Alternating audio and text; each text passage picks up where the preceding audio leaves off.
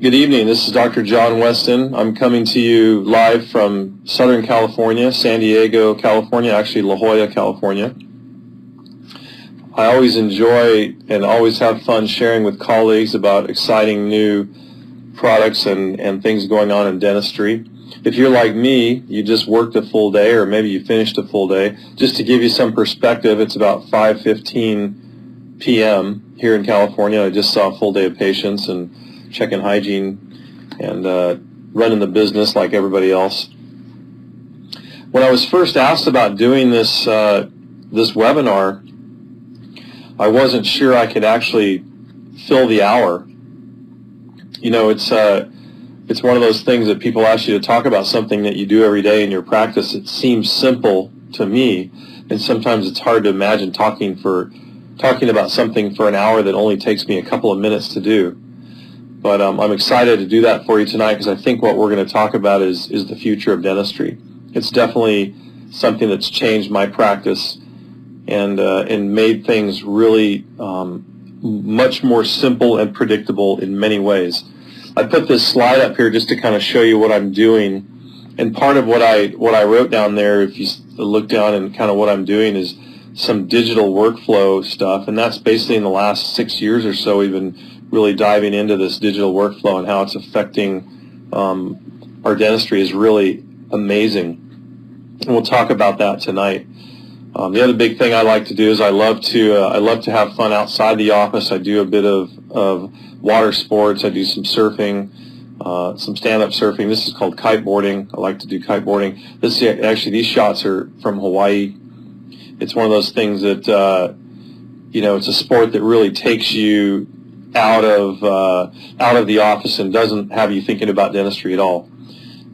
Really enjoy doing it. I encourage people to have balance in their life and don't get too into just sitting at the chair and treating patients and doing CE. Make sure you get out and create some balance in your life. This is one of the ways that I do it. Just have fun in the water. So what are we talking about today? Like I said, one of the things that I think was going to be hard for me is how am I going to fill an hour talking about how I'm using digital scanning to create aligners. And so basically I'm not here to talk about how to do orthodontics or how to do Invisalign or other clear aligner therapy.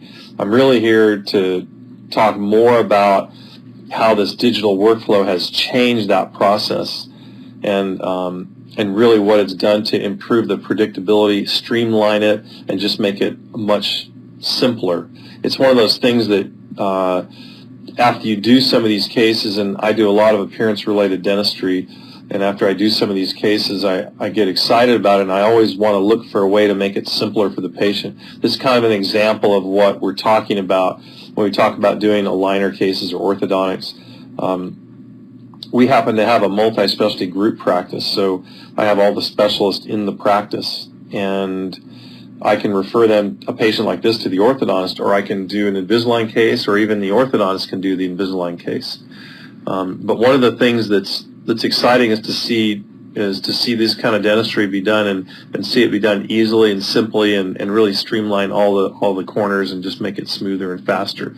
And we do a lot of cases like this where they're simple alignment, where the teeth are healthy. Lower crowding is a big one. We actually, it's amazing when you talk to patients about the benefits of straightening their teeth, and you don't focus on just the aesthetics, and you focus on the periodontal or the health aspects of doing something like this. A lot of patients, when you say, well, have you ever thought about straightening your lower teeth? The first thing they say is, yeah, but I don't want to spend the money, or it's fine, or it's not bothering me. A better approach in most cases is to show the patient this lingual area back here and how the tissue is inflamed, and show them the tartar building up there, and maybe even probe it, and show the blood come pouring out, and then show them a mirror and show them that, and say, when these teeth are crowded, it's very difficult to clean behind there. The tissue can get inflamed, you can collect tartar and debris, and it creates a health issue for the teeth. And then what you do is you shut up and you don't say anything else, and you just sit there for a minute. You don't tell them how you would fix it or what you would do, you just let them look at it.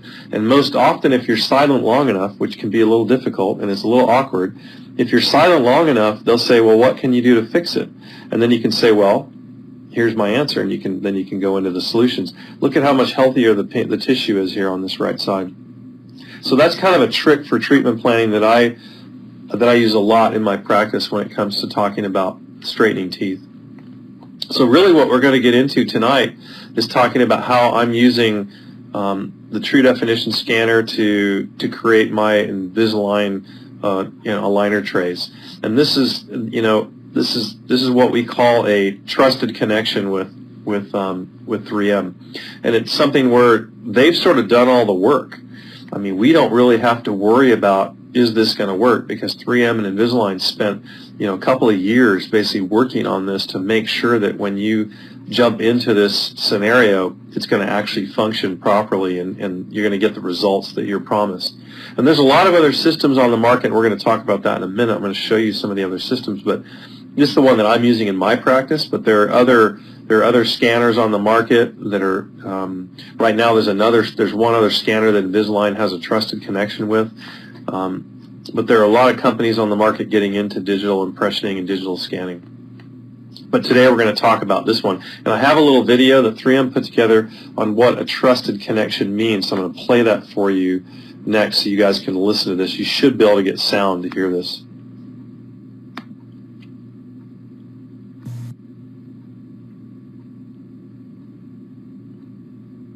So one of the things that's unique or appreciated on the system is they have connections that 3M has gone through and done research on, and it's a trusted connection, which means the company that they've partnered with or the system that they've allowed you to use is going to work. They've tested it. We know it works. So a trusted connection like the one we have with, let's say, Align or Invisalign allows us to take a scan and send it directly to the company and have aligners made digitally without having to make analog impressions or models. I've done a lot of cases traditionally with analog impressions and or models, and it's nice to have that option now to just send them digitally and have the whole thing be a digital process. The accuracy is great, and it's simple. It makes it easy. It's a one-click step on the screen. So the difference in a trusted connection is that it's one button. You push it, and it's going to bring that lab up, and you enter the data, and it's going to follow through in a simple way and predictable. So I played that for you for two reasons. One was just to give you a chance to see what I look like, that I'm actually for real, and also just to show you that this is actually live. A lot of people think these are pre-recorded, and actually they are live. But that's me. That's what I look like. And I actually recorded that a while back before this trusted connection was even completed. But we knew it was coming, and there are some other trusted connections with the scanner that we're using that we'll just touch on briefly tonight, probably as we go through. One of the things I'm going to do tonight is we're going to talk first about what I'm doing for scanning in my practice, how I'm doing full arch scanning. Then we're going to talk a little bit about how to upload the case, and that's really simple. And we're going to briefly cover what happens on the IDS, the Invisalign doctor site, and then basically what you get out of that. And then we'll spend the last 10 minutes answering questions about digital scanning, digital dentistry, things like that, anything related to what I talked about tonight, or if you have questions just about digital impressioning. So you can type in your questions down at the bottom. We'll get to those at the end. Bottom line is, to get this trusted connection rolling in your office, you do have to do a couple of things. One, you have to actually own a scanner and complete their training, and then you need to go ahead and register and complete the Invisalign training too. So those of you who don't have Invisalign training, some of this I'm not going to really go into that part of the process. We're not talking about how to do Invisalign tonight. It's a longer process to that, and Invisalign has their own training course. We're going to talk mostly about how we're integrating the two, and the first step is digital impressions. Digital impressioning is not anything new. It's one of those things that's been out there for a long time. I mean, CEREC has been in the business for 20 years, and they've been doing digital impressioning. But here in the last few years or so, we've seen a half dozen to more companies come out with digital impression systems.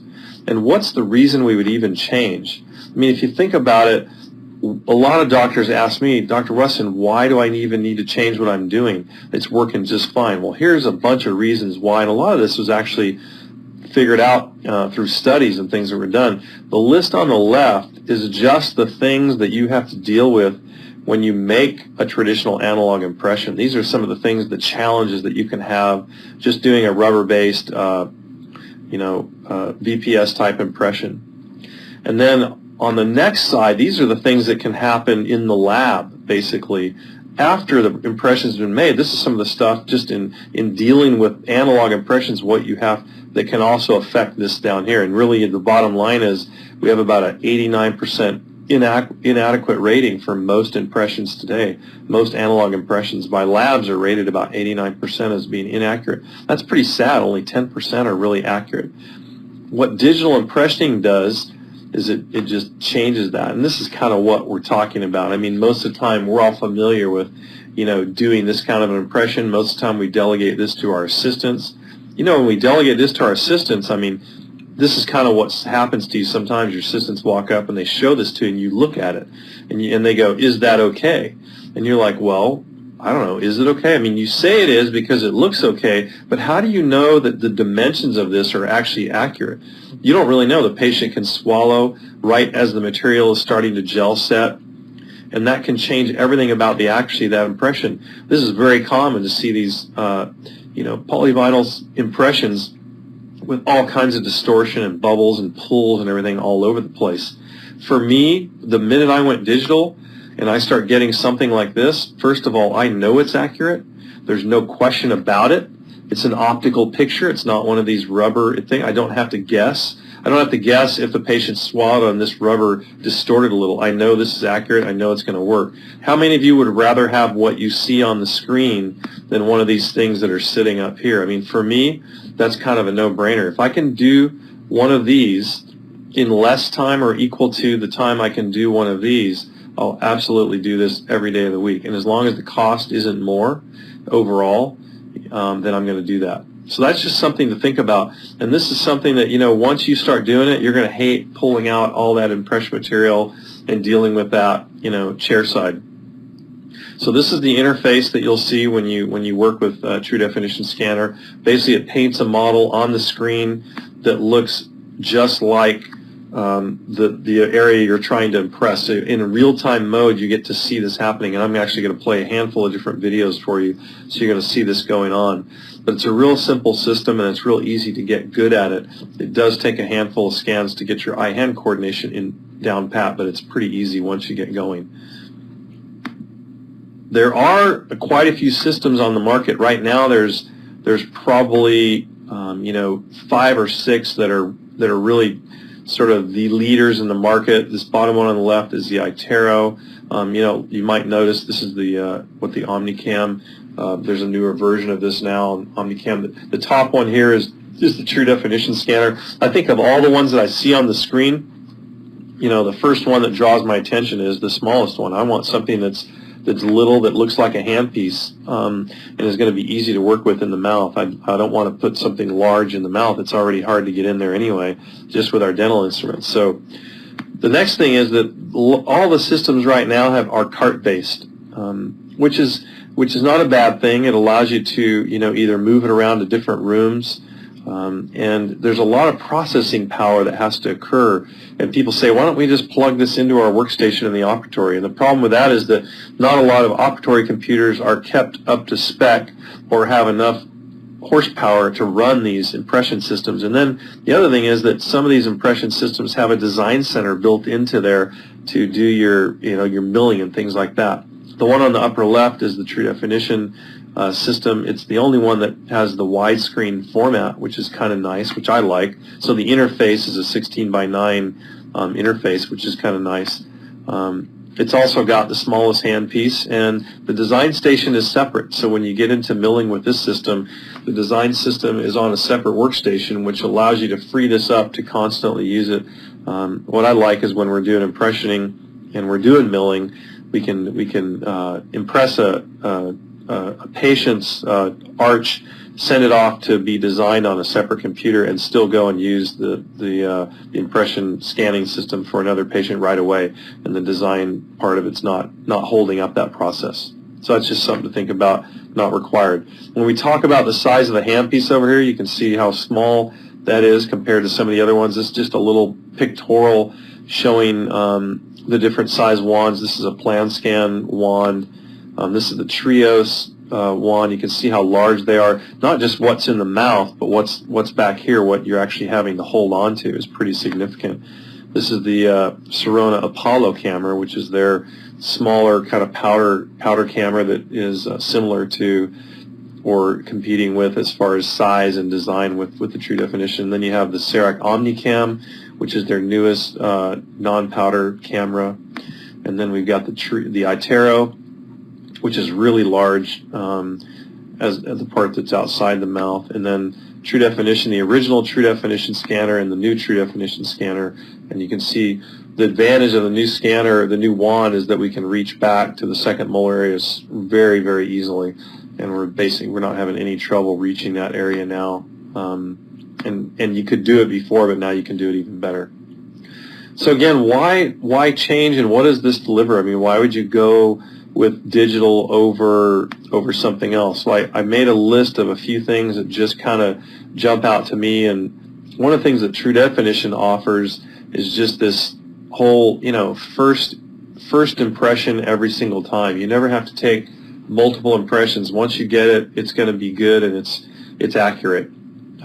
It is cloud-based, so you can always go back and get those files. They happen to be open source files, so we're actually using the files for other things in the office that are not considered trusted connections, but it's where you might want a digital impression for something, go and print a model and send it to your lab and have a bite guard made or something like that.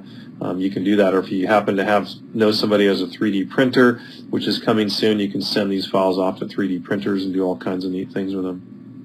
And it also is a very low price point for this system. And if you want to know the price point, just talk to your local 3M rep and they can give it to you. But the actual fees and how that works out, this isn't really a sales deal tonight. I'm not making any money, and there's if you buy a scanner, I don't get anything for it. So I'm going to talk more about why I'm using it for accuracy reasons and things like that. Some of the features about the wand itself that are unique, I like it because it's this dental handpiece design.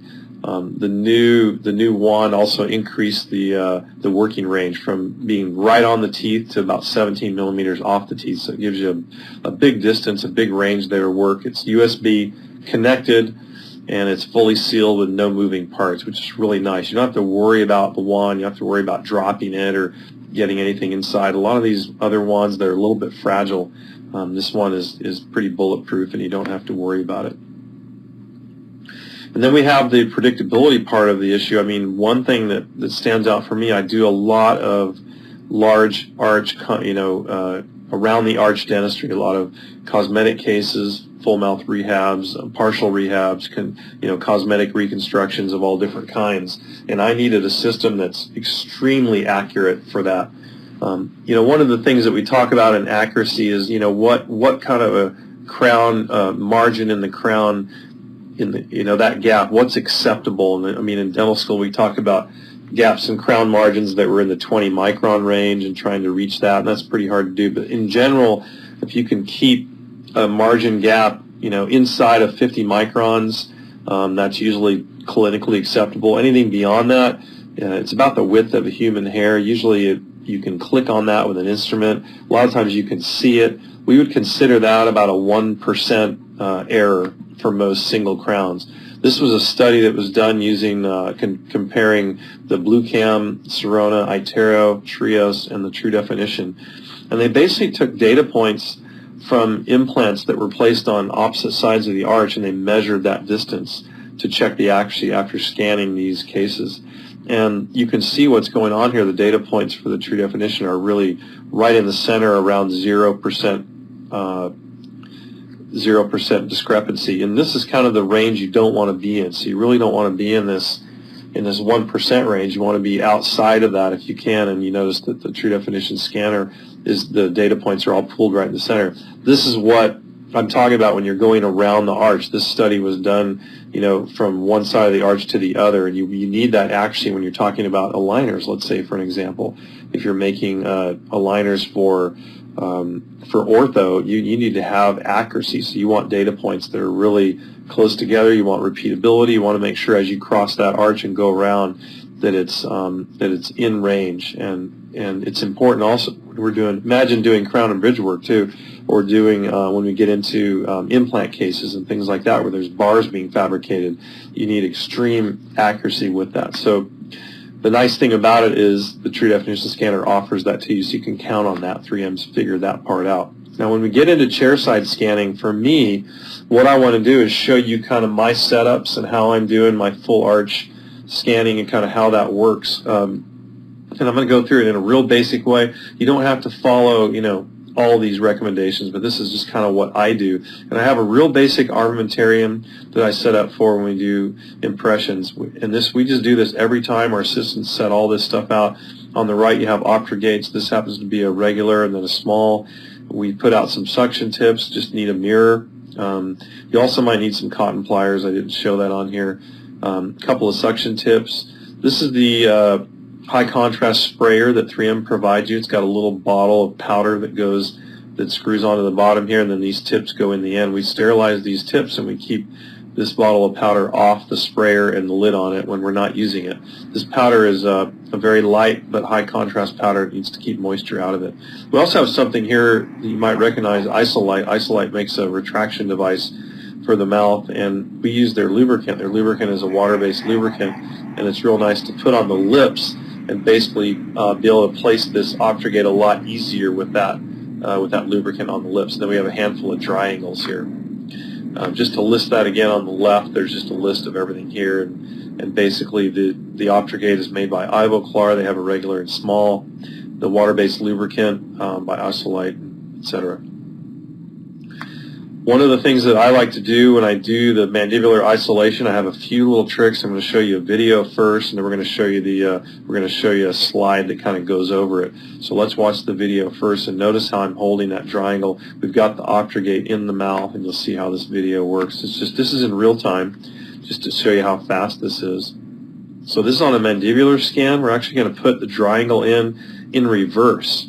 So the wide end is actually toward the back of the mouth. We just pull the tongue over, slip it down in the vestibule, and then lay the tongue back. Real simple. And then basically you can dry the teeth off. And we use a pure air dried syringe that just has air in it. There's only one button, and you can hook those up to any dental unit.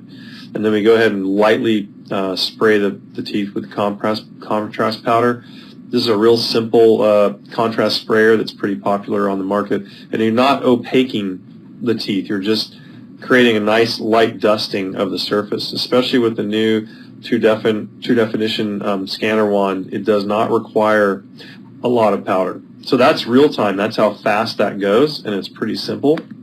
Basically, a couple things in review. We use Optrogate retraction. A little larger one is better than a smaller one if you can get it in. Remember to lube up the lips. Triangles in reverse on the lingual for mandibular. And we'll show you a picture of why that's important. We do have high-speed suction when we're spraying, and I don't know if you saw that in the video. We'll be showing you a handful of videos on applying the spray, and we do want a high-speed suction there to keep it from flying through the air. We use a saliva ejector where we need to, and then you can stop at any time and dry the teeth off even after you put the powder on. You don't have to worry. People get all stressed. There's no need to worry. You can stop any time, pull the wand out, and dry the teeth off anytime you want. So here's basically what we're talking about. You want to hold the triangle in a reverse way, and the arrow points to the back of the mouth. And basically we're going to bend that triangle just a little bit to help slip it into that vestibule. And that's what it looks like when they're in the mouth. And the advantage of having the small end forward is that you can see here there's not a big bulk sitting up front. If you had that large end forward, it would be in the way as you came around with the scanning one. This just kind of keeps it out of the way. So when we do mandibular scans, we put the triangle in reverse. Do you have to use a triangle? No, you don't. If you have a patient that can open real wide and the tongue is out of the way, don't worry about it. But if you get one of these patients where the tongue is kind of overflowing onto the teeth or is in any way in the way, just place this in there. When you put the scanning wand in, you just push against the triangle and it pushes the tongue out of the way. The only time you have to worry about the triangles is as you come around the anterior. Your assistant just has to take and use a mirror or something and just push that triangle back a little bit. It's not a problem. We do it all the time. Here's what it looks like. So basically, again, lower arch, some of the key points. triangles in the lingual only. I don't put any in the buccal. We do a reverse direction. We bend them in the middle just to help fold it over the tongue a little. And if you want to, just say, have the patient raise your tongue up. You stick the triangle there, lay your tongue back down, the triangle just goes down into the floor of the mouth. And then you always want to wet these when you remove them. You want to not pull these off because they can stick to the tissue. Sometimes it can be uncomfortable. So don't just pull those out afterwards. So let's show you how we scan the lower arch. We're going to go in and actually do a scan right now and show you kind of how we do that. I've got some videos here set up. This is all in real time. It's not a close-up, but it gives you an idea of how we're working my hand position and what you're seeing on the screen. So let's go through and show that. So here's getting ready to place the Optrogate. We take a little Isolite lube in a Dappen dish, and we just lube up the patient's lips. And be pretty generous with this. You don't want to just be light with it. You know, the more generous you are with the lube, the faster that retractor just goes in. It's a very soft retractor. I always dip the retractor in water to get it wet, and then we can just bend it in the middle and slip it under each side and just tell the patient, hey, just let this come over your lower lip and let the top part come over your upper lip. And should be just a couple of seconds you have this in place. It's not a problem.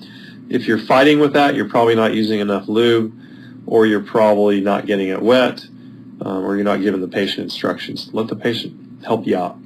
It's important to do that. And then we're going to place our triangles just like we talked about, where we're basically going to hold the triangle in a reverse direction, pull the tongue back and slip it in, and we'll do the same thing on the other side. Notice the assistant puts a little bend in that triangle. She just bent it for me, and then we'll take and hold that in a reverse direction and slip it in on the other side. So basically you've got, you don't need to worry about the cheeks. Just get the tongue when you're doing the lower arch, and then get in and just get it a little bit dry and just hit it with the sprayer. Hold the suction. Notice how she's holding the suction on the corner of the mouth. And notice this is real time. People say, God, powdering takes so long, or how do you deal with that? It doesn't take long. It's about 10 or 15 seconds, if that. That's all the powdering I did. You saw that. And you're going to watch me scan this on the next slide. So here's the scanning portion. We're going to start scanning. We're going to be using basically we're going to anchor these posterior molars first. I kind of roll buccal and lingual and just get the distal of that molar and set that up first. And then I'll just work my way along the quadrant. And I like to think about scanning a lot of times when I'm doing full arch scans. I still try to think about scanning, you know, essentially in a quadrant. Oh, and by the way, I don't know if you saw that. Basically what I did was pulled the wand out of the mouth and just wipe the glass. If you ever get a little powder on the glass, or you get saliva on the glass, or it seems like it's fogging up on the lens of the scanner, just take it out of the mouth and just wipe it off. It's not going to hurt anything, and it'll just reacquire right where you left off. Then you can continue scanning. And you'll see that because it'll look like a little floater on the screen when you're scanning. And then we'll just come around. I'll kind of get that quadrant done, and then I'll move across the anteriors. And when I'm doing the mandibular, I'll come across the front on those anteriors. I'll come all the way around to the other canine and grab that whole section. You can have your assistant kind of pull on the retractor if it's in the way. I go all the way to the other side, and then I'll anchor this side. I'll go ahead and get the buccal and lingual, the molars, and kind of get that side done. And we'll make sure after we get the buccal lingual, these molars on the other side, then we'll come back and just finish off that anterior lingual area. And this takes usually about a minute for me. My assistants, some of them are a little faster, some are a little slower. And you can see I'm holding the little triangles out of the way with a mirror, and just went in and captured that little bit, and we're done. And I think we took a picture of the screen on these. We're probably about a minute, maybe inside of a minute. You'll see. We'll go up and take a peek at that. Looks like we're at a minute 5 on that lower full arch scan, and that's about typical for us for a lower arch. Upper arches sometimes can take a little bit longer, just because you're working upside down. This is kind of some of the key points. Remember to use reverse triangles. Kind of anchor the molar area. I'm actually coming around the anterior in a lollipop position. We're going to cross on the anterior in that position where we're kind of coming around the front, holding it upright, and then we're going to anchor the opposite side. And we'll talk about lollipop position, which is straight up and down, versus a toothbrush position, which is sideways on the front teeth. And you'll see me mention that a couple of times. So let's talk about maxillary isolation. There's some basics about that. Here's a little video. It's kind of the same stuff, but we're going to do it just a little bit differently. So when you isolate the upper, again, lubricate the lips. Usually the obfuscate's in for both upper and lower scans. This happens to be another patient where I'll just show you kind of how we'll do that. You can see how easy that was to put the obfuscate in.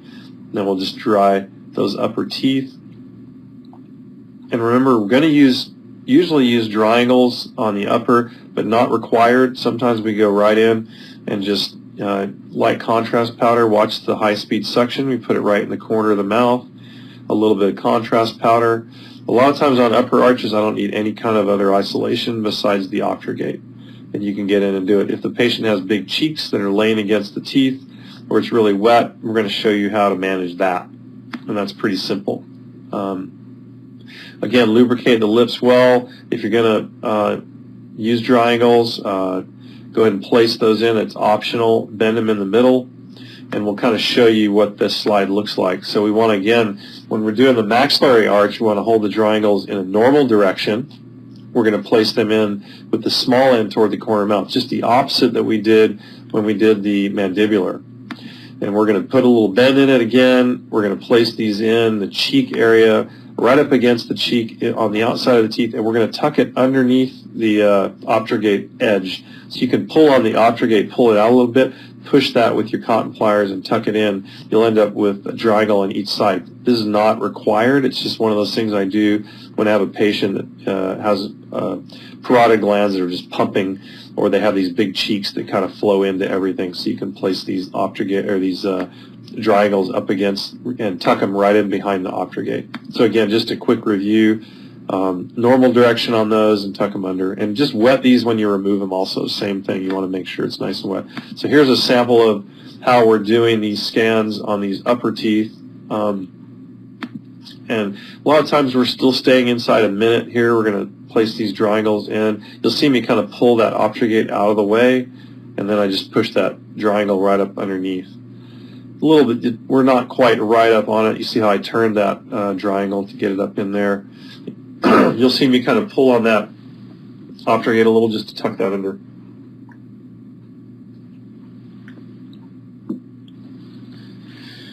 And then we're going to dry those teeth off, pure air, and then we'll do our contrast. And again, the contrast powder shouldn't take you but just, 10 or 15 seconds at the most. We're not opaquing the teeth. We're just creating a little bit of dust on the surface. Excuse me. And then we're ready to scan. And let's go ahead and we're going to go to our next video to show you what that scanning looks like, how we do that.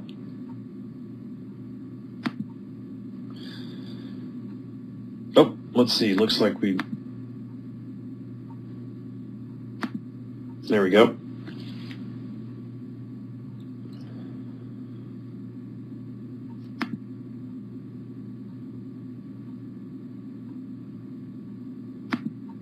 All right, so it looks like we're missing our upper arch scan, or maybe I made a mistake, but we have another one to show you. We're going to do another one here, so you guys will get plenty of scanning. When we do the bite registration, basically it's really simple, and I'm going to show you how that works. It's basically one of those things, once you get both scans in there, you just have the patient bite together and hold the teeth together nice and tight.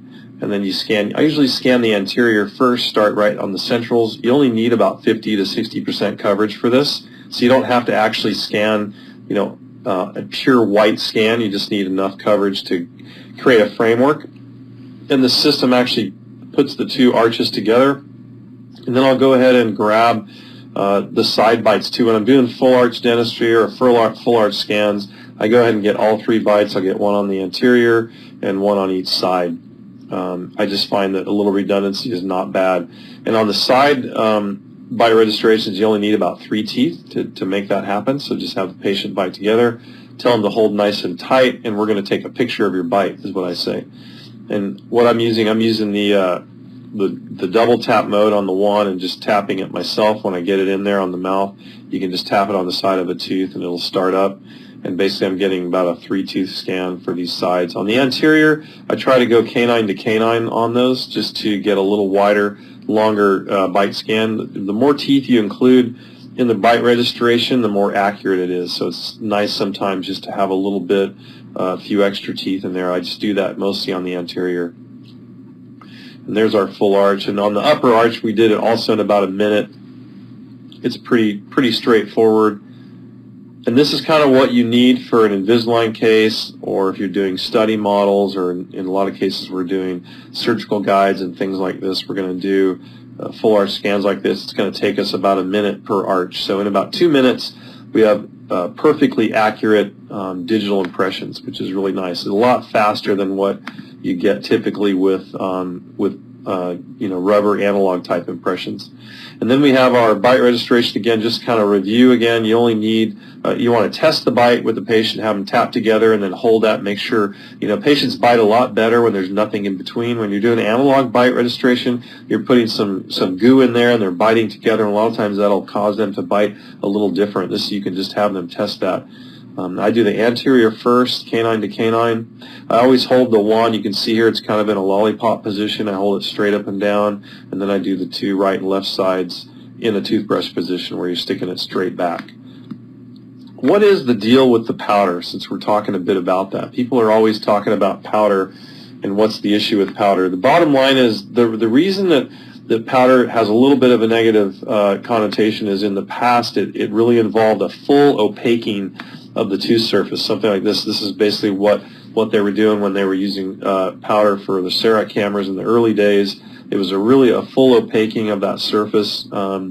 Really what we're talking about, what we're doing now is this kind of a powdering. This is what you would typically see, and don't even need this much, but this is what we're doing. This is the Straumann trusted workflow where we're using a scan body on top of an implant, and we're scanning for implant placement. And this is a really incredible trusted connection that 3M's worked out with Straumann.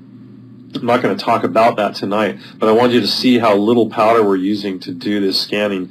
And you don't even need this much. I would consider this a little over powdered in this area and in between and maybe on the tips of these. You really just need a dusting of the surface, and this will scan just perfectly.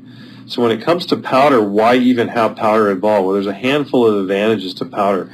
And I just listed 5 of them here so people understand why this is part of the system. For the first part of it is that with high contrast spray on there, you're going to speed up the scan. It's going to collect more data faster. It's also going to keep the cost of the scanner down. So it's economical, because when you if you design a camera to collect these data points using a sprayer like this, the cost can stay down, under $20,000. The accuracy is definitely there. When you have firm data points there on the teeth like that, the studies show that the TrueF camera is one of the most accurate, if not the most accurate on the market. It also keeps the camera light and small. You saw that by the size of it. And it also keeps it lightweight. So those two things are really important. I think all those are huge advantages to having powder. So I'm not going to complain about powder, because as you saw, it only takes about 10-15 seconds to put it on. Some of the tips I tell people about, and I share this in lectures and courses when people call me, simple management of the powder sprayer can go a long way. So what I recommend is keep the lid on the powder, keep it stored like this. When you're ready to use it, attach the bottle to the sprayer. Always keep a new tip around. Don't use the same tip, and don't let moisture get inside the tips. Just have a few sterilized in bags ready to go. Keep them off to the side. Don't overspray the teeth. Keep the sprayer upright when you use it. Don't tip it upside down, or all the powder dumps out and you get big clumps coming out. So if you can hold the sprayer more upright and just turn the tip the way you need it, that's helpful. Also, we actually blow this area out after each use. We take a air-only syringe and blow this area out, and then just remove the bottle and put the lid back on. And we just don't have problems with it. The only problem is that occasionally you have a mechanical breakdown of the hardware inside, and that's not a problem. 3M kind of takes care of that for you, but bottom line is you need to make sure you're managing the sprayer. And it's worth the extra effort to get a fast, accurate scan. So just in review for scanning, let's go ahead and show you kind of what This is a video that 3M did with one of our lovely 3M reps in the video. We're just going to go through and show kind of one more time how the scanning works and all the steps. So again, they're using an Optrogate. They're using a different type of a triangle in there. Powder spray with the suction tip right nearby.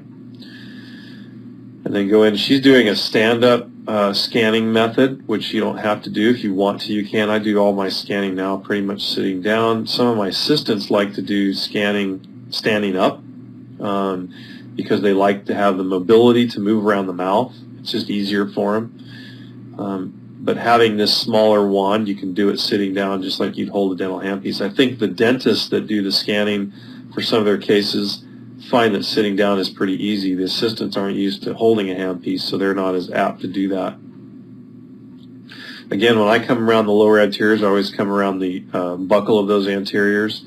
Sometimes I'll capture the lingual as I go, but most of the time I don't. I go back to the other side, get the buccal and lingual on the other side, and then come in and fine-tune those anterior teeth, and usually it takes about a minute. So like I said, we're getting, some of the girls in the office are getting their scans down under a minute. It just depends on who's doing it, and really a lot of it depends on the patient. Sometimes the patient gets so much saliva in there, you have to take it out, you have to suction the saliva away, and then you have to go back in, which is fine to do. You can, at any point, you can stop, and you can go ahead and, you know, do whatever you need to do, whether it's suction or get rid of some blood or do whatever. You can basically pull that wand out at any point, clean things up, and go right back in, and it'll take over right where you left off.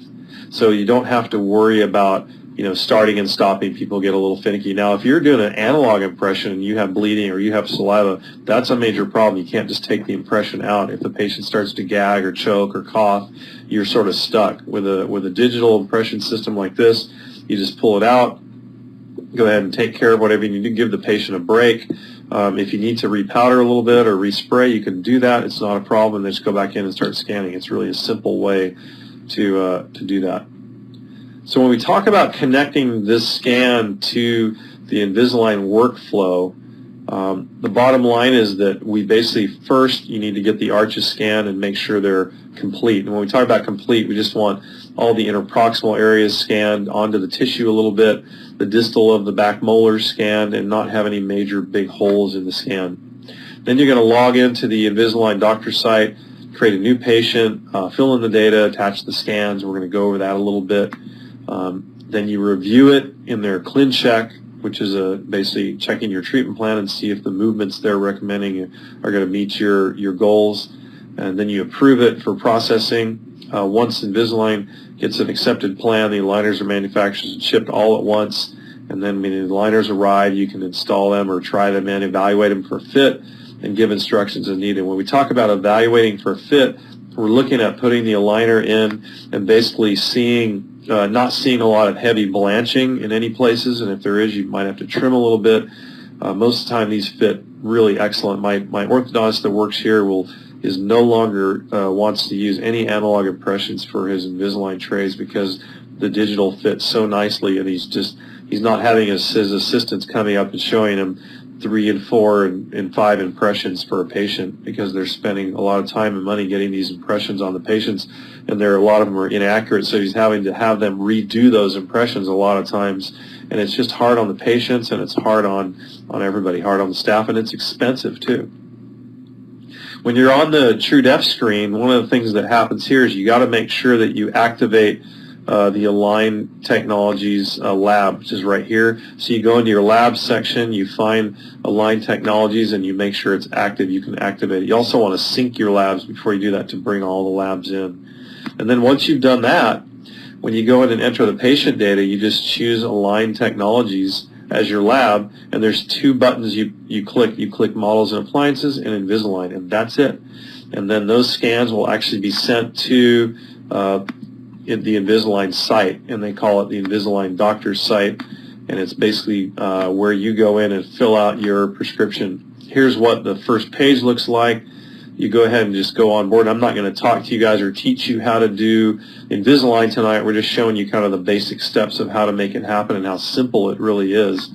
in the past, and then you sign in right here where it says for doctors, and that brings you onto the Invisalign doctor site, and then it brings up your basically you create a new patient, and you can start loading in the data. One of the things that's nice is this is really simple. In the past, we'd have to take our impressions, put them in a box with with all the photos and the X-rays and stuff, either printed out or loaded into the site. We have to mail everything off and wait. What happens now is within a very short time, the scans are attached into the Invisalign system, and I'm going to show you where that is.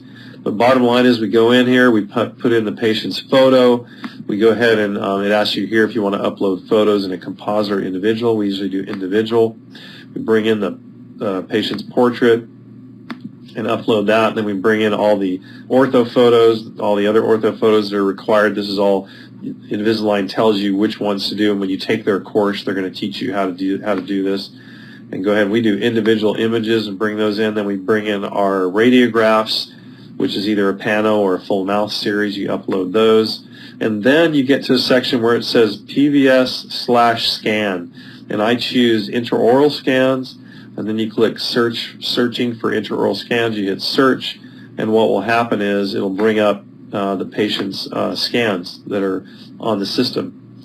And basically once those scans are found, you just choose them and load them in, and now your digital data field is full, and you're ready to send this off. You go ahead. You also, on the Invisalign doctor site, you can put in some preferences that they're going to teach you how to do this when you take their course. It's really simple. We just put in preferences we like, how we like teeth treated, different things. We like things to finish simultaneously, optimizing attachments, stuff like that. So it's just simple clinical preferences that apply to every case. Then you actually go in and fill out a script for the patient that's individual to that patient.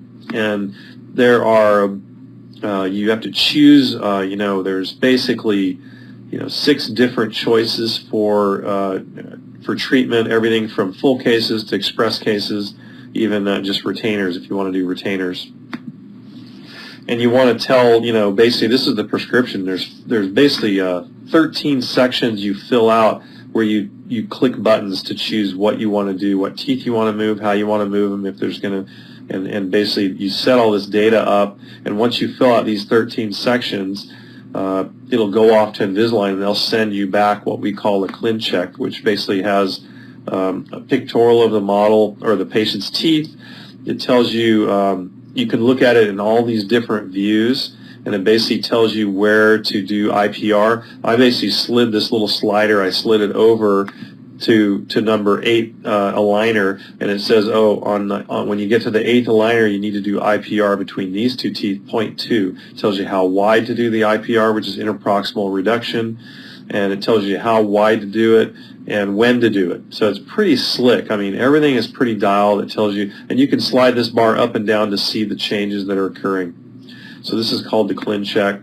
Once the ClinCheck is done, you send it off. The trays are made. They come to you in a box, all bagged up, ready to go. They're all labeled by number, and also the patient identifier is on there too. So when they come in, we basically open this bag up and start with the first ones and try them in the mouth, and if the first ones fit, the rest are going to fit. So basically we just pop that first set in and look around, and usually we haven't had a single set that did not fit, so we're pretty fortunate. On each aligner tray is an identifier and a little number that tells which tray. We always tell patients to hang on to their last tray in case we have to go backwards or in case they lose something or forget to wear them. It's important to keep track of that.